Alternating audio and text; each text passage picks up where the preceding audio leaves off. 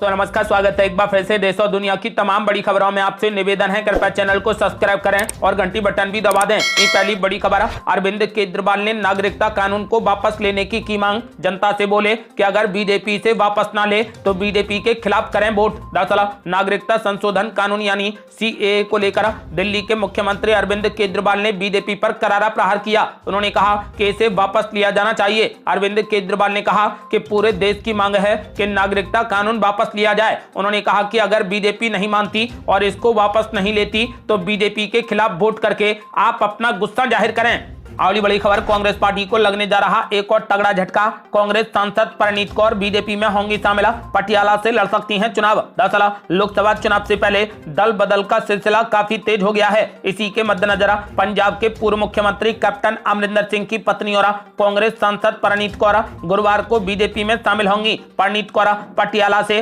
BJP उम्मीदवार के तौर पर चुनाव लड़ेंगी। अगली बड़ी खबर, दिल्ली पुलिस ने संयुक्त किसान मोर्चा को रामलीला मैदान में महापंचायत की दे दी इजाजत, लेकिन शर्तों का करना होगा पालन। दरअसल पिछले 2 दिनों से दिल्ली सहित देश भर में नागरिकता संशोधन कानून को लेकर राजनीति चरम पर है। वहीं 14 मार्च को किसानों की मांगों को लेकर संयुक्त किसान मोर्चा ने राष्ट्रीय राजधानी दिल्ली के रामलीला मैदान में किसान मजदूर महापंचायत आयोजित करने का फैसला लिया है। खास बात यह है कि दिल्ली पुलिस ने भी इस बार संयुक्त किसान मोर्चा को रामलीला मैदान में महापंचायत की इजाजत दे दी है। दिल्ली पुलिस ने महापंचायत की इजाजत शर्तों के साथ दी है। संयुक्त किसान मोर्चा ने कहा कि महापंचायत में मोदी सरकार की नीतियों के खिलाफ लड़ाई तेज करने का प्रस्ताव पारित किया जाएगा। अगली बड़ी खबर, राजस्थान के बुजुर्गों को भजनलाल सरकार ने दे दिया बड़ा तोहफा, कर दिया बड़ा ऐलान। दरअसल राजस्थान की भजनलाल सरकार ने राजस्थान के वरिष्ठ नागरिकों को बड़ी सौगात दे दी है। सरकार ने राजस्थान राज्य पथ परिवहन निगम यानी रोडवेज की बसों में वरिष्ठ नागरिकों के लिए किराए में छूट को 30% से बढ़ाकर 50% कर दिया है। रोडवेज की साधारण एवं द्रुतगामी श्रेणी की बसों में 60 से 80 वर्ष के वरिष्ठ नागरिकों को किराए में अब 50% की छूट मिलेगी, यानी बुजुर्गों को केवल आधा किराया ही देना होगा। बड़ी बड़ी खबर, उद्धव ठाकरे ने नागरिकता कानून को लेकर बीजेपी पर बोला जबरदस्त हमला। नागरिकता कानून को बताया चुनावी हथकंडा। दरअसल महाराष्ट्र के पूर्व मुख्यमंत्री और शिवसेना यूबीटी प्रमुख उद्धव ठाकरे ने नागरिकता कानून को लेकर बड़ा बयान दिया है। उद्धव ठाकरे का कहना है कि देश में नया कानून सीएए लाया गया है। उन्होंने कहा कि जो हिंदू, सिख, पारसी और जैन देश के बाहर डरे हुए हैं उन्हें हमारे देश में लाया जाएगा, निश्चित रूप से लाया जाएगा, लेकिन ये सिर्फ एक चुनावी हथकंडा है। अगली बड़ी खबर, पीएम मोदी ने आगरा को दे दी बड़ी सौगात। 109 करोड़ रुपए की लागत से डेवलप होगा रेलवे स्टेशन। दरअसल पीएम नरेंद्र मोदी देश को विकसित करने के लिए लगातार लोकार्पण और शिलान्यास कर रहे हैं। पीएम मोदी ने देश को 85,000 करोड़ की कई परियोजनाओं की सौगात दी। ये सौगात रेलवे के जरिए पूरे देश को दी है। आगरा को भी इस बड़ी परियोजना में 109 करोड़ रुपए रेलवे को मिले हैं, जिससे रेलवे स्टेशन का सौंदर्यीकरण किया जाएगा और उसको विकसित किया जाएगा।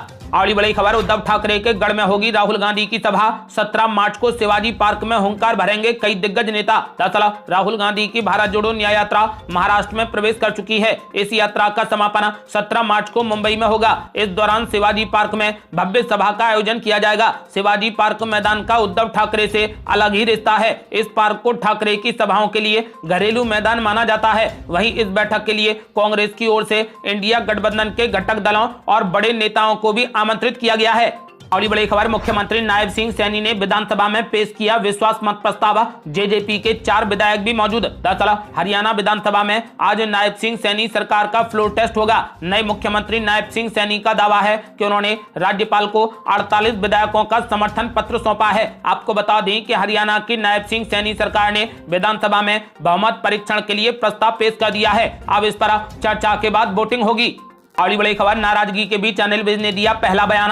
बोले परिस्थितियां बदलती रहती हैं। दरअसल हरियाणा में नायब सिंह सैनी सरकार के फ्लोर टेस्ट पर पूर्व गृह मंत्री और बीजेपी नेता अनिल विज की बड़ी प्रतिक्रिया सामने आई है। अनिल विज ने कहा कि परिस्थितियां बदलती रहती हैं, लेकिन मैंने हर स्थिति में बीजेपी के लिए काम किया है। अब तक जितना किया है उससे भी आगे करूंगा। नायब सिंह सैनी आज विधानसभा में अपनी सरकार का बहुमत साबित करेंगे। अगली बड़ी खबर, सुप्रीम कोर्ट की सख्ती के बाद एसबीआई ने चुनाव आयोग को भेजी इलेक्टोरल बॉन्ड की जानकारी। दरअसल भारतीय स्टेट बैंक ने मंगलवार को इलेक्टोरल बॉन्ड का पूरा डेटा चुनाव आयोग को भेज दिया है। सुप्रीम कोर्ट ने एसबीआई को सोमवार को फटकार लगाते हुए चुनावी बॉन्ड संबंधी जानकारी देने के लिए समय सीमा को बढ़ाने की मांग करने वाली याचिका खारिज कर दी थी। साथ ही कोर्ट ने आदेश दिया था कि एसबीआई 12 मार्च को कामकाजी घंटे खत्म होने तक इलेक्टोरल बॉन्ड की पूरी जानकारी चुनाव आयोग को दे दे। उसी के मुताबिक एसबीआई ने मंगलवार शाम 5:30 बजे तक इलेक्टोरल बॉन्ड का पूरा डेटा चुनाव आयोग को भेज दिया है। अगली बड़ी खबर, ममता बनर्जी के सांसद अर्जुन सिंह ने कर दी बड़ी बगावत। दफ्तर में मुख्यमंत्री ममता बनर्जी की जगह लगा दी पीएम मोदी की तस्वीर।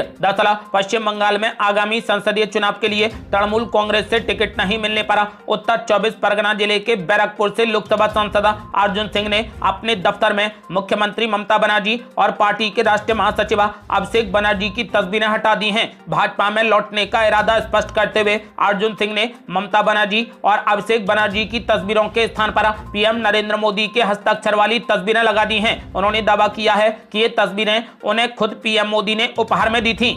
और बड़ी खबर, गृह मंत्रालय ने नागरिकता कानून को लेकर जारी किया बयान। कहा, भारतीय मुसलमानों को चिंता करने की जरूरत नहीं। दरअसल केंद्रीय गृह मंत्रालय ने सीएए के संबंध में भारतीय मुसलमानों और छात्रों के एक वर्ग की आशंका को दूर करने की कोशिश करते हुए एक बयान जारी किया है। गृह मंत्रालय ने बयान में कहा कि सीएए पर भारतीय मुसलमानों को किसी प्रकार की चिंता करने की जरूरत नहीं है। मंत्रालय ने कहा कि सीएए का भारतीय मुसलमानों से कोई भी लेना देना नहीं है और उनके पास अपने समक्ष हिंदू भारतीय नागरिकों के समान अधिकार हैं। गृह मंत्रालय ने यह स्पष्ट कर दिया है कि सीएए के बाद किसी भी भारतीय नागरिक को अपनी नागरिकता साबित करने के लिए कोई दस्तावेज पेश करने के लिए नहीं कहा जाएगा। और बड़ी खबर, टिकट नहीं मिलने पर कांग्रेस नेता ने आला कमान को सुना दी खरी खोटी। कहा, यह छल कपट और गद्दारी है। दरअसल आगामी लोकसभा चुनाव के लिए कांग्रेस पार्टी ने अपने उम्मीदवारों की दूसरी लिस्ट जारी कर दी है। इसमें 43 प्रत्याशियों के नाम शामिल किए गए हैं। कांग्रेस नेता देवाशीष जरारिया ने पार्टी से भिंड सीट से टिकट की मांग की थी, लेकिन टिकट नहीं मिलने पर उन्होंने सोशल मीडिया प्लेटफॉर्म एक्स पर इमोशनल पोस्ट के जरिए अपनी नाराजगी जाहिर की। उन्होंने कहा कि फिर एक चक्रव्यूह रचा गया, फिर एक अभिमन्यु की बारी है। जीवन सरल नहीं है, साथ ही इसमें धोखे, छल कपट और गद्दारी है। अगली बड़ी खबर, इंडिया गठबंधन और कांग्रेस के खिलाफ ममता बनर्जी की खुली बगावत। बंगाल के बाहर भी उतार दिया उम्मीदवार। दरअसल तृणमूल कांग्रेस और इंडिया गठबंधन में सब कुछ ठीक नहीं चल रहा है। ऐसा इसलिए कहा जा रहा है क्योंकि टीएमसी की तरफ से पहले पश्चिम बंगाल में अकेले चुनाव लड़ने का ऐलान किया गया, फिर पश्चिम बंगाल की 42 लोकसभा सीटों के लिए अपने उम्मीदवारों के नामों का ऐलान भी कर दिया गया। वहीं अब टीएमसी ने पूर्वोत्तर के राज्य मेघालय के लिए भी अपने उम्मीदवार के नाम का ऐलान करा बड़ी बगावत कर दी है। अगली बड़ी खबर, नाथ कला के लिए पीएम मोदी ने दान में दे दिया अपना गांधीनगर वाला प्लॉट। दरअसल पीएम नरेंद्र मोदी ने नाथ ब्रह्म कला केंद्र की स्थापना के लिए गुजरात की राजधानी गांधीनगर में स्थित अपने प्लॉट को दान कर दिया है। भारत की सांस्कृतिक विरासत के प्रति अपने सम्मान और प्रतिबद्धता को जताते हुए पीएम मोदी ने ये जमीन दान की है। ये जमीन पीएम नरेंद्र मोदी और बीजेपी के दिवंगत नेता अरुण जेटली को आवंटित हुई थी। हालांकि पीएम मोदी ने संगीत परंपराओं को बढ़ावा देने और संरक्षित करने के लिए इसे दान कर दिया है। अगली बड़ी खबर, अब लोगों से ममता बनर्जी ने कर डाली बड़ी अपील। बोली, सीए पोर्टल पर भूलकर भी ना करें अप्लाई। दरअसल केंद्र सरकार की तरफ से नागरिकता कानून को लागू कर दिया गया है। इसको लेकर सबसे ज्यादा मुखर पश्चिम बंगाल की मुख्यमंत्री ममता बनर्जी हैं। उन्होंने यहां तक कह दिया है कि बीजेपी इसके जरिए बंगाल में नए सिरे से विभाजन करना चाहती है। ममता बनर्जी ने एक सभा को संबोधित करते हुए कहा कि सीए केंद्र सरकार के जरिए बिछाया गया जाल है। उन्होंने लोगों से इसमें नहीं फंसने की अपील की। ममता बनर्जी ने लोगों को संबोधित करते हुए कहा कि इस रास्ते पर नहीं चलना। जैसे ही आप सीए के तहत एप्लीकेशन सबमिट करेंगे, आप वैसे ही विदेशी बन जाएंगे। आप अपना मौजूदा वोटर कार्ड और आधार कार्ड खो देंगे। फिर आपके जरिए खरीदी गई जमीन और संपत्तियों का क्या होगा।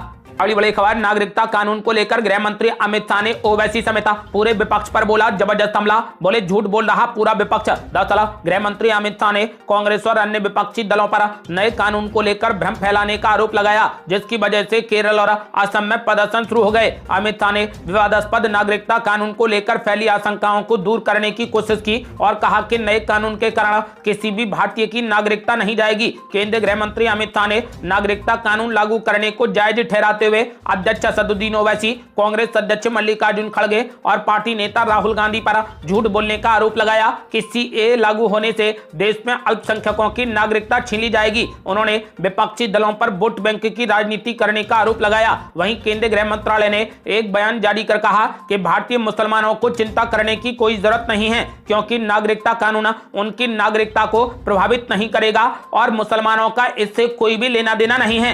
अगली बड़ी खबर, नागरिकता कानून को लेकर कई जगह हो रहे विरोध प्रदर्शन, केरल सरकार कानूनी लड़ाई पर कर रही विचार। दरअसल दक्षिण भारत के केरल में मार्क्सवादी कम्युनिस्ट पार्टी के नेतृत्व वाले वाम लोकतांत्रिक मोर्चा और कांग्रेस नीति संयुक्त लोकतांत्रिक मोर्चा ने जगह जगह विरोध प्रदर्शन शुरू कर दिए हैं और राज्य सरकार नागरिकता कानून लागू करने के खिलाफ कानूनी लड़ाई लड़ने पर भी मंथन कर रही है। हालांकि भारतीय जनता पार्टी ने इसका पुरजोर बचाव किया है। पार्टी की ओर से कहा गया है कि ये कानून मुस्लिमों को निशाना नहीं बनाता है। अगली बड़ी खबर, जयराम रमेश ने पीएम मोदी पर बोला जबरदस्त हमला, बोले ध्रुवीकरण का बूस्टर डोज देने के लिए लेकर आए नागरिकता कानून। दरअसल सीएए को लेकर कांग्रेस के सीनियर नेता जयराम रमेश ने बीजेपी और पीएम नरेंद्र मोदी को जमकर घेरा है। बुधवार को उन्होंने सवाल उठाया कि आखिरकार बीजेपी और पीएम मोदी के मुद्दे क्या हैं। उन्होंने कहा कि 10 साल में अन्याय हुआ है, इनका इस चुनाव में एक ही हथियार है और वो है ध्रुवीकरण। जयराम रमेश ने कहा कि नागरिकता कानून 4 साल और 3 महीने के बाद लाया गया है, चुनाव में 1 महीना बचा है, तब ये इसे लेकर आए हैं। उन्होंने कहा कि ध्रुवीकरण का बूस्टर डोज देने के लिए बीजेपी नागरिकता कानून लेकर आई है। अगली बड़ी खबर, राहुल गांधी ने महिलाओं से कर दिया बड़ा वादा, बोले यदि कांग्रेस की सरकार आई तो बिना सर्वे के मिलेगा आरक्षण। दरअसल कांग्रेस के दिग्गज नेता राहुल गांधी ने कहा कि कांग्रेस पार्टी की सरकार आएगी तो महिलाओं को बिना सर्वे के आरक्षण दिया जाएगा। राहुल गांधी ने कहा कि प्रधानमंत्री नरेंद्र मोदी ने लोकसभा में धूमधाम के साथ महिलाओं को आरक्षण दिया, लेकिन फिर कहा गया कि सर्वे के बाद आरक्षण मिलेगा और सर्वे 10 साल बाद होगा। राहुल गांधी ने कहा कि लेकिन जैसे ही कांग्रेस की सरकार आएगी हम बिना सर्वे के ही आरक्षण देंगे। तो वहीं कांग्रेस अध्यक्ष मल्लिकार्जुन खड़गे ने भी बुधवार को नारी न्याय गारंटी का ऐलान किया है। इसके तहत की गई घोषणाओं में कहा गया कि महिलाओं को सरकारी नौकरी में आधी हिस्सेदारी दी जाएगी।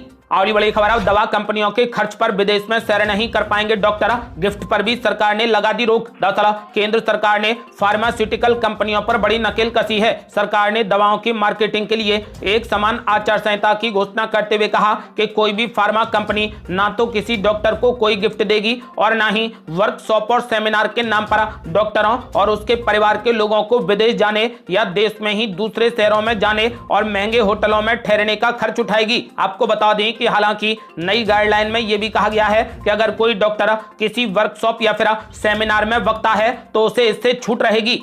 अगली बड़ी खबर, हाई कोर्ट ने कांग्रेस पार्टी को लगा दी कड़ी फटकार, कहा अब नींद टूटी है, 3 साल से कहां सो रहे थे। दरअसल दिल्ली हाई कोर्ट ने 100 करोड़ रुपए से ज्यादा के आयकर वसूली मामले में कांग्रेस की याचिका पर फैसला सुरक्षित रख लिया है, लेकिन इस बात पर अचरज जताया कि 2021 में टैक्स डिमांड का नोटिस मिलने के बाद पार्टी ने कोई कदम क्यों नहीं उठाया। पीठ ने याचिकाकर्ता कांग्रेस पर टिप्पणी की कि 3 साल बीत गए, आप कहां सो रहे थे, अब जाकर नींद टूटी है।